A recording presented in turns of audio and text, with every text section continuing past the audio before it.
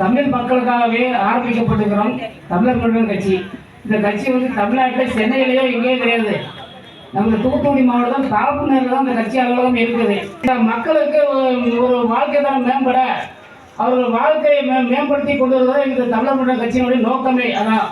கட்சி அலுவலகம் திறப்பு விழாவுக்கு வருகை இருந்த அனைவருக்கும் எனது மனமார்ந்த நன்றியை தெரிவித்துக் கொண்டு விடைபெறுகிறேன். நன்றி, வணக்கம்.